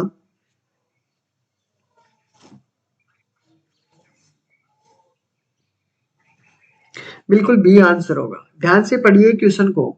ठीक है, मैं पढ़ के सुनाता हूं आपको जिससे और भी आसान हो जाए। एक शिक्षक कक्षा के काम को इकट्ठा करता है, यानी कोई शिक्षक है वो किसी कक्षा के काम को इकट्ठा करता है। ठीक है, और पढ़ता है। ठीक है, फिर छात्र की जरूरतों को पूरा करने के लिए अगले पाठ को समायोजित करने की योजना बनाता है। समझ लो, योजना बनाना, योजना बना रहा है। ठीक है, यानी सीख रहा है। ठीक है, वह कर रहा है या कर रही है, लड़की के लिए कर रही है या वह कर रहा है, क्या कर रहा है। ठीक है, देखो कोई भी पढ़ाता है, कोई भी पढ़ाता है शिक्षक, तो वो पहले क्या करता है? एनालिसिस करता है। ठीक है, रिसर्च करता है, उसके बाद में जाके वो आपको एक नॉलेज दे पाता है। ठीक है, यही हर एक शिक्षक की खासियत है। आपको कोई भी टीचर अगर अच्छी नॉलेज दे रहा है, मतलब कि उस टीचर ने पहले उस चीज के बारे में अच्छी तरीके से रिसर्च किया है, उसके बारे में अच्छी तरीके से जाना है, उसके बाद में ही आपको समझा रहा है। ऐसे आपको कोई नहीं मिलेगा कि डायरेक्ट समझा दे। ठीक है, जो कभी पढ़ा ही नहीं उस चीज को वो आपको समझा दे, ऐसा थोड़े हो सकता है, नहीं हो सकता ऐसा। तो ठीक है, हर कोई भी टीचर होता है तो उस वो क्या करता है, वो पहले उस चीज के बारे में, हर एक क्वेश्चन के बारे में रिसर्च करता है, उसी के बाद में आपको जवाब देता है। ठीक है, अब देखिए 14 में सी आंसर आ रहा है। ठीक है, इसमें देखो सी आंसर दिया है कि सीखने के लिए मूल्यांकन करता है। ठीक है, सीखने के लिए मूल्यांकन करता है। तो इसमें क्या हो रहा है? आकलन करेगा, सीखने के रूप में आकलन नहीं, सीखने का आकलन नहीं, सीखने के लिए मूल्यांकन। मेरा भी यही होना चाहिए। बिल्कुल सभी का आंसर बिल्कुल करेक्ट है 14 में सी आंसर। ठीक है, तो 15 का आंसर देखिए, इसमें क्या होगा? शिक्षक जो स्कूल आधारित मूल्यांकन के तहत काम करते हैं, ध्यान रखना, कोई भी एक शिक्षक है, ठीक है, और जो स्कूल के मूल्यांकन पर काम कर रहा है, उसे क्या चीज सोचनी चाहिए, क्या कर रहा है उसके बारे में सोचना चाहिए, वो क्यों करता है उसके बारे में सोचना चाहिए। तो इसमें क्वेश्चन को ध्यान से पढ़िएगा, देखो पूछ क्या रहा है। ऐसे हम कुछ भी अनुमान नहीं लगा सकते जब तक ऑप्शन नहीं देख पाए। ठीक है, ये अजीब से क्वेश्चन होते हैं पेडालॉजी के, क्योंकि समझने के लिए चारों ऑप्शनों में से आंसर देना होता है आपको। ठीक है, आंसर भी आपके सामने होते हैं। तो देखिए, शिक्षक जो स्कूल आधारित मूल्यांकन के तहत काम करते हैं वो क्या करते हैं। ठीक है, क्वेश्चन को ध्यान से पढ़िएगा और उत्तर अब देखिएगा। अत्यधिक बोझ से दबे हुए हैं, बिल्कुल गलत बात है, गलत बात है ये तो। यहाँ अत्यधिक बोझ से दबे हुए हैं क्या? वो नहीं है, उनका काम ही यही है, जब मूल्यांकन उसका सौंपा गया है काम, तो वो बोझ के नीचे नहीं है, वो तो उनका कर्तव्य है, कर्म है। तो वो तो आपको हो ही नहीं सकता कि बोझ के नीचे दबे हुए हो। ठीक है, तो ये तो वैसे ही गलत हो गया। चीजों को हटाना सीखो। मैं आपको एक बात कहता हूं कि कुछ ऑप्शनों को हटाना सीखो, जहां भी आपको लगे कि ये तो कैसे ही नहीं हो सकता, तो पहले उसको काट ही दीजिए कि ये तो आएगा ही नहीं। अब आपके ऑप्शन ही 3 रहे हैं। 3 में देखते हैं, प्रत्येक विषय में अलग अलग छात्रों की परियोजनाएं परियोजना कार्य सौंपने की आवश्यकता। देखो एक बात हमेशा याद रखना, जब भी इस प्रकार के क्वेश्चन आते हैं, जब नेगेटिव नेगेटिव तरीके के क्वेश्चन होते हैं, ठीक है, मतलब ये पॉजिटिव के बारे में पूछ रहा है और इसमें दिया हुआ नेगेटिव, तो आपका नेगेटिव तो वैसे ही भी गलत हो जाएगा। ठीक है, ये चीज आपको ध्यान में रखते हुए चलनी है। आगे देखते हैं, इसमें कहा है कि प्रत्येक विषय में अलग अलग छात्रों की परियोजना कार्य सौंपने की आवश्यकता है। ठीक है, ये बात भी नहीं कही गई है कहीं भी ढंग से। ठीक है, आगे पढ़े।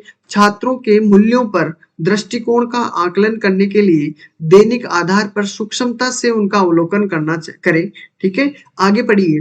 फील द सेंस, सिस्टम के लिए स्वामित्व की भावना महसूस करें। ठीक है, अब सबसे बेस्ट आंसर कौन सा लग रहा है आपको? मुझे पता है सब सी बता रहे हो। ठीक है, सी में और डी में आपको क्या ज्यादा बेस्ट लगा है वो चीज आपको ध्यान रखनी है। उसने देखो क्वेश्चन अब ध्यान से पढ़ो। देखिए यहां पर आके आप कंफ्यूज हो गए हैं 3 और 4 में। ठीक है, क्वेश्चन को एक बार ध्यान से पढ़िए, इसमें क्या पूछ रहा है आपका, और भी आंसर सोल्व हो जाएगा। शिक्षक जो स्कूली आधारित मूल्यांकन के तहत काम करते हैं उनको क्या सोचना चाहिए, यानी किस आधार पर काम करना चाहिए। तो देखो मूल्यांकन ज्यादा बेस्ट कौन कर सकता है। ठीक है, अगर अपना काम समझ के कोई काम करता है तो वो काम अच्छी तरीके से होता है। देखो अगर आपको कोई जबरदस्ती पढ़ा रहा है, ठीक है, आपको अगर कोई जबरदस्ती पढ़ा रहा है, स्टडी करवाता है, तो आपसे वो इतना बेहतर नहीं हो पाता जो आप खुद करना चाहते हो, उससे बेहतर नहीं हो पाता।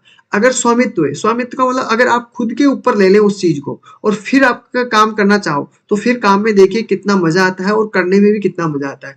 यानी सिस्टम के लिए अगर स्वामित्व बन जाए, भावना का महसूस करें, स्वामित्व की भावना, तो मेरे हिसाब से स्वामित्व की भावना ज्यादा महसूस मतलब अच्छी रहती है। ठीक है, कोई भी काम करें उसमें अपने स्वामित्व के हिसाब से करें कि वो काम मेरा है, तो वो अच्छी तरीके से कर पाओगे उस काम को। ठीक है, अच्छी तरीके से कर पाएंगे। तो ये चीज आपको ध्यान में रखनी है, स्वामित्व की भावना महसूस करनी चाहिए, तभी जाकर वो एक अच्छा काम कर सकता है स्कूल आधारित मूल्यांकन के तहत काम करते हुए। ठीक है, तो मूल्यांकन कब अच्छी तरीके से कर पाएगा, वो समझेगा कि मेरी स्कूल है, मैं अच्छी तरीके से इसे कवर कर पाऊं। ठीक है, तो वो उस काम को बेहतर कर पाएगा। ठीक है, तो ये चीज आपको ध्यान में रखनी है। Feel the sense of ownership for the system, यानी सिस्टम के प्रति स्वामित्व होना जरूरी है। ठीक है, तो इसका ये होना चाहिए, वैसे तो बिल्कुल राइट आंसर इसका 4 होगा। ठीक है, तो डी ऑप्शन इस कारण होगा। ठीक है, हाँ, तो एक एक चीज को आपको समझते हुए चलना है। जब भी आपको कंफ्यूजन हो, क्वेश्चन को तुरंत उठा के देखिए कि इसमें दोबारा से इन दोनों में आपका आंसर थोड़ा गड़बड़ाहट हो रहा है, मतलब गड़बड़ सरबड़ हो रहा है, मतलब थोड़ी प्रॉब्लम आ रही है। ठीक है, तो इन दोनों में आपको परेशानी हो सकती है, तो एक बार क्वेश्चन को फिर ध्यान से देखिएगा, जिससे आपको और भी आसान हो जाता है। चलो, तो अगला क्वेश्चन इस प्रकार का एक क्वेश्चन और आया था और मैंने आपको अच्छी तरीके से समझाया था, तो आपको ये चीज ध्यान रखनी है। अब इस क्वेश्चन को देखिए, निम्नलिखित में से कौन सा एक उपयुक्त निर्माणात्मक, यानी कि जो आपके वैसे फॉर्मेटिव होते हैं, ठीक है, इसमें निर्माणात्मक मूल्यांकन कार्य नहीं है। ठीक है, यानी जो डेवलपमेंट करते हैं उसमें आपका कौन सा मूल्यांकन कार्य नहीं है वो बताना है। ओपन एंडेड सवाल, यानी ओपन माइंड के क्वेश्चन पूछे जिससे आपकी माइंड की सर्कुलर मतलब आपकी जो किवाड़ है जंग लगी वो आपकी क्लियर हो सके। ठीक है, तो question open headed added question पूछना चाहिए आपसे, जिससे वो के सोल्व हो सके। ठीक है, और आगे बताइए, परियोजना प्रोजेक्ट बनाइए। बिल्कुल, प्रोजेक्ट बनाने से आपके कई क्वेश्चन सोल्व हो जाते हैं। प्रोजेक्ट बना के काम कीजिए, ऑब्जर्वेशन कीजिए किसी कार्य का। ठीक है, तो निम्नलिखित में से कौन सा एक उपयुक्त निर्माणात्मक मूल्यांकन कार्य नहीं है, निर्माणात्मक बताना है। ठीक है, तो छात्रों की रैंकिंग इससे संबंधित नहीं है। निर्माण करने के लिए आपको देखो ओपन एंडेड सवाल पूछने पड़ेंगे, परियोजना यानी प्रोजेक्ट बनाने पड़ेंगे। ठीक है, ऑब्जर्वेशन करना पड़ेगा किस सभी चीजों का। तो आपको क्या करना है, आपका चौथा ऑप्शन आपका गलत हो जाएगा। ठीक है, तो आपका आंसर ये गलत हो जाएगा, कार्य नहीं है ये पूछा गया है। तो ये तीनों चीजें आपके कार्य में गिनती आती है। निर्माण करते हैं कोई भी चीज का, उसके लिए आपको ये चीजें करनी पड़ेगी। ठीक है, स्कूल के अंदर की बात कर रहे हैं। ठीक है, तो आपका राइट आंसर कितना हो जाएगा इसमें, इसमें आपका ऑब्जर्वेशन भी करना पड़ेगा साथियों। ठीक है, ठीक है रोहित जी, ऑब्जर्वेशन भी आपको करना पड़ेगा। तो ओपन एंडेड सवाल पूछना पड़ते हैं, ठीक है, प्रोजेक्ट बनाने पड़ते हैं, ऑब्जर्वेशन करने पड़ते हैं, तभी जाके आपका एक अच्छी तरीके से निर्माण हो पाता है। किसी भी चीज को देख लीजिए, ये सभी चीजें मायने रखती है। कभी कहीं भी जमीन खरीदते हो तो आप सबसे पहले जमीन क्यों खरीदते हो, आपको किसी प्रोजेक्ट पे काम करना है। ठीक है, इसलिए आप जमीन खरीदते हो। ठीक है, अब जमीन खरीदने के लिए आप क्या करोगे, तीन चार एक जगह तो जाके आप खरीद नहीं लोगे, ऑब्जर्वेशन करोगे, 3-4 जगह जाओगे और वहां पर जाकर ऑब्जर्वेशन करोगे कि यहाँ हमारा ठीक रहेगा या नहीं रहेगा, और जो बेच रहा है खरीद रहा है उसके बारे में ओपन एंडेड सवाल पूछोगे कि इसमें अगर ऐसा हो तो ऐसा हो, ऐसा हो तो वैसा हो। ठीक है, हर प्रकार से सवाल पूछे जाते हैं। तो ये पढ़ाई से संबंधित ही नहीं है, ये हर तरीके से हर जगह हर क्षेत्र में काम में आते हैं। ठीक है, तो ये चीज आपको याद रखनी है। ठीक है, छात्रों की रैंकिंग इसमें कोई मायने नहीं रखती है। ठीक है, तो इसका आपका ऑप्शन 4 हो जाएगा। ठीक है, अगला क्वेश्चन देखते हैं। इसमें कहा जा रहा है, ध्यान से देखिएगा, कि छात्रों के मूल्यांकन का उपयोग शिक्षकों द्वारा शिक्षण में अंतर्निहित विकसित करने के लिए किया जा सकता है। ध्यान से देखिएगा कि छात्रों के मूल्यांकन का उपयोग शिक्षकों द्वारा शिक्षण में अंतर्दृष्टि विकसित करने के लिए किया जाता है। ध्यान से देखिएगा, ठीक है, कि हाँ, जहां भी प्रॉब्लम आती है बिल्कुल मैं आपको हर एक चीज के बारे में अच्छी तरीके से डेफिनेशन दूंगा। ठीक है, कोई घबराने की बात नहीं है।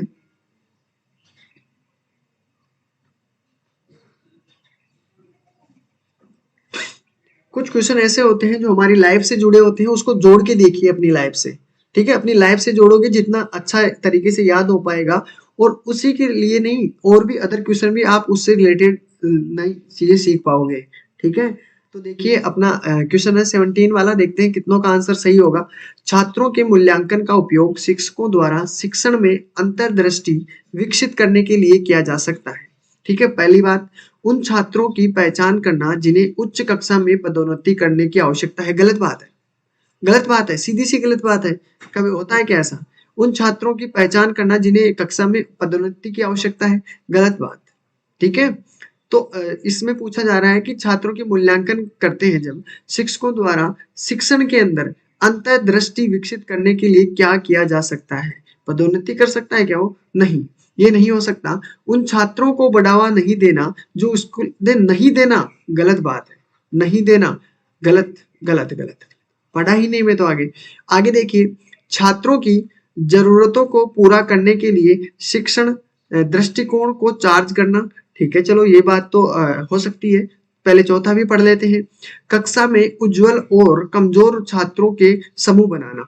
एक बात दोनों चीजों में ध्यान में रखते हुए बढ़ना है आपको। ठीक है, जल्दी से आंसर बताइए, 3 और 4 में से आंसर क्या होगा?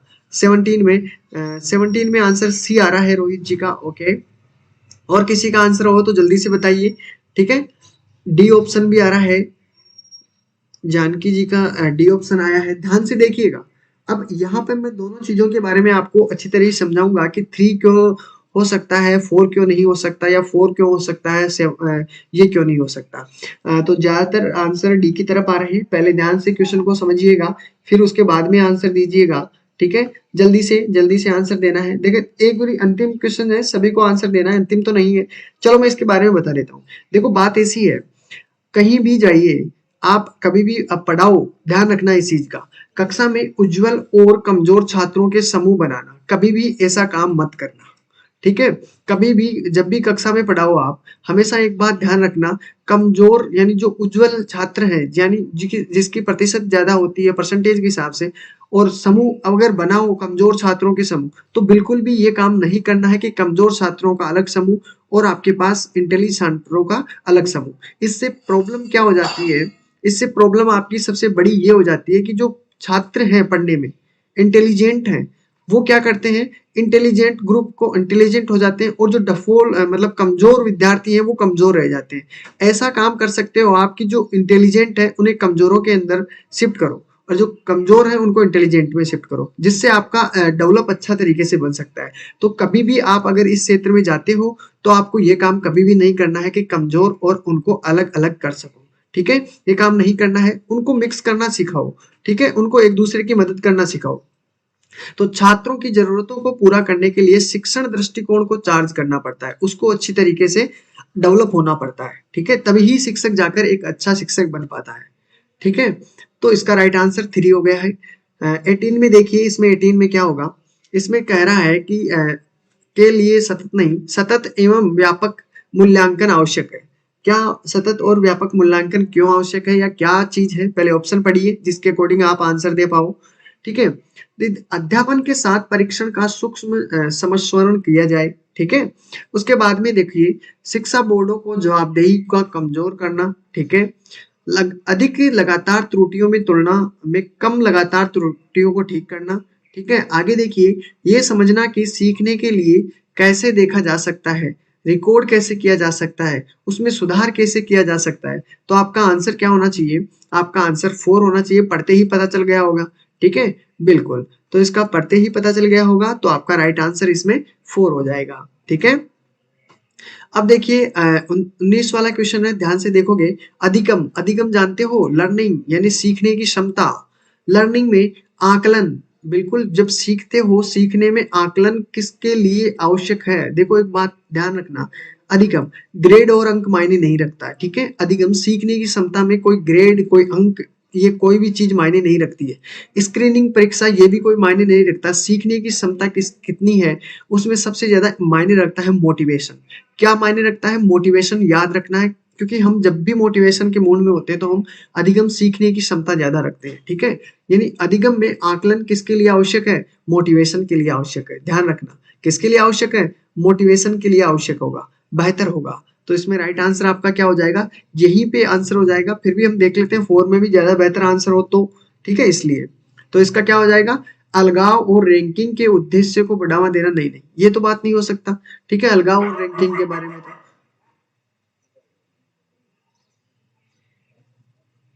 ठीक है, चलो आगे देखते हैं। इसमें तो 3 हो गया आपका। अब अंतिम क्वेश्चन है, सभी को आंसर देना है फुर्ती से। देखते हैं इसका आंसर सभी का क्या होगा। ठीक है, अंतिम आंसर पे आ जाइए। सभी को अंतिम आंसर देना है कि निम्नलिखित में से कौन सा कथन मूल्यांकन करने का सबसे प्रभावी तरीका है। जल्दी से आंसर बता दीजिए, सभी को आंसर देना है। अंतिम क्वेश्चन है और अंतिम क्वेश्चन में सभी को आंसर देना है। ठीक है, छूटना नहीं चाहिए किसी का भी। ठीक है, और देखिए टाइम का आप सभी में किसी को भी पता नहीं चला होगा, और टाइम देखिए बहुत ज्यादा हो गया है, 11:07 हो चुकी है। अपने टाइम से भी 7 मिनट आगे चले गए हैं हम। ठीक है, तो देखिए, और जो तो हमने 10 क्वेश्चन तो किए ही नहीं। ठीक है, तो अब इन क्वेश्चनों में प्रॉब्लम नहीं आनी चाहिए आपको। ठीक है, तो देखिए आगे बढ़ते हैं। इसमें क्या कहा जा रहा है कि निम्नलिखित में से कौन सा कथन मूल्यांकन करने के लिए प्रभावी तरीका होगा। तो इसमें क्या आंसर है, अभी तक किसी का आंसर नहीं आया है। 20 में जल्दी से आंसर बता दीजिए, अंतिम क्वेश्चन है। उसके बाद में अपना फीडबैक जरूर देकर जाइएगा दोस्तों। फीडबैक देखिए क्लास कैसी लगी है आपको, और जो मैं क्वेश्चन आपको आज दिया हूँ होमवर्क के लिए, वो क्वेश्चन कल आपको करके लाना है। सभी को आंसर पूछा जाएगा। ठीक है, बिल्कुल, और जैसा आपको करके लाना है कॉपी के अंदर। ठीक है, जिससे आपको क्या होगा कि आपको यहाँ पर जब हम क्वेश्चन करेंगे तो आपको जो क्वेश्चन नहीं आए, मैं पूछूंगा कि कितने 10 क्वेश्चनों में से किसने कितने क्वेश्चन किए हैं। ठीक है, तो 10 क्वेश्चन मैंने आपको दिए हैं, स्क्रीनशॉट ले लिया होगा सभी ने। नहीं तो आपको सभी को लेना है और सभी को करना है, फिर मेरे को बताना है कि 10 में से आपके कितने क्वेश्चन सही हुए हैं। ठीक है, ये चीज आपको ध्यान में रखते हुए चलनी है। चलो, तो इसके अंदर आप सभी का आंसर आ गया होगा। 20 के अंदर आपके पास किसी का बी आंसर आया है। 20 के अंदर, 20 के अंदर देखिए, इसमें मूल्यांकन करने के लिए सबसे प्रभावी तरीका होगा शिक्षण अधिगम। बिल्कुल, शिक्षण अधिगम तो बिल्कुल राइट है। शिक्षण अधिगम में आकलन एक अंतर निर्मित प्रक्रिया है। बिल्कुल सही बात है ये, लेकिन हम फिर भी देखते हैं आगे। यही इस बिल्कुल इसमें कहा गया है कि मूल्यांकन एक शैक्षणिक सत्र में 2 बार किया जाना चाहिए। देखो, चाहिए 2 बार करो, 3 बार करो, 4 बार करो, इसमें तो फायदा ही होगा। ठीक है, तो ये तो कोई बात नहीं हुई। ठीक है, ज्यादा बेस्ट तो मेरे को, इससे बेस्ट तो ये ऊपर वाला सही है। उसके अंदर देखिए, मूल्यांकन एक बाहरी एजेंसी द्वारा किया जाना चाहिए, ये भी गलत बात है। बाहरी एजेंसी को क्या पता, बाहरी एजेंसी को क्या पता कि यहाँ पर क्या प्रॉब्लम है। अंदर वाली प्रॉब्लम अंदर वाले को ही पता रहती है। ठीक है, बाहर वाले को पता नहीं होती। तो एजेंसी बाहर की हो तो वो कैसे जान पाएगी इनकी प्रॉब्लम, तो गलत बात। मूल्यांकन सत्र के अंत में किया जाना चाहिए। देखो, मूल्यांकन सत्र के अंत में किया जाना चाहिए, तब मूल्यांकन थोड़े होता है। पहले ही मूल्यांकन कर ले तो सत्र के अंत तक तो आपकी अच्छी परसेंटेज हो सकती है, अच्छी चीजें बन सकती है आपके अंदर। जो भी कमी हो पहले ही उसको सुधार दे, सत्र के अंत तक तो कितने विद्यार्थी अच्छी तरीके से डेवलप कर सकते हैं। ठीक है, तो आपका राइट आंसर पहले ही आपका ए आंसर बन चुका है। ठीक है, तो आंसर आपका 20 में बी नहीं होगा। ध्यान रखना, 20 में बी नहीं होगा, 20 में होगा ए, अंतर्निहित प्रक्रियाओं का। ठीक है, आकलन एक अंतर्निर्मित प्रक्रिया है। ठीक है, और कारण मैंने सभी का बता दिया है, क्यों नहीं हो सकता, क्यों हो सकता है। ठीक है, तो आज के लिए दोस्तों इतना ही रहेगा। ठीक है। और अगर आपको पुरानी क्लासें देखनी है तो प्लेलिस्ट में जाइए और वहां पर आपको सारी क्लासें अपलोड मिलेगी, ठीक है। मैथ्स की क्लास भी आपको वहां पर मिल जाएगी, सभी की क्लासें वहां पर आपको मिल जाएगी। और चैनल को दोस्तों सब्सक्राइब जरूर करना, लाइक जरूर करना और अपना फीडबैक जरूर देकर जाइएगा, ठीक है। फीडबैक जरूर देकर जाइए क्लास कैसी लगी, और 10 क्वेश्चनों को आपको किसी को भी नहीं छोड़ना है, करके लाना ही लाना है, ठीक है। सभी को करके लाना है जो मैंने आपको 10 क्वेश्चन दिए हैं, ठीक है। तो टेक केयर, ख्याल रखना अपना, बाय बाय दोस्तों, और अपना फीडबैक जरूर देकर जाइएगा। कंटिन्यूटी बनाए रखिएगा, जब तक एग्जाम है जब तक आपको कंटिन्यू रेगुलर पढ़ना पड़ेगा, ठीक है। चलो तो फिर मिलते हैं कल क्लास के अंदर, और क्वेश्चन पूरे करके लाना है आप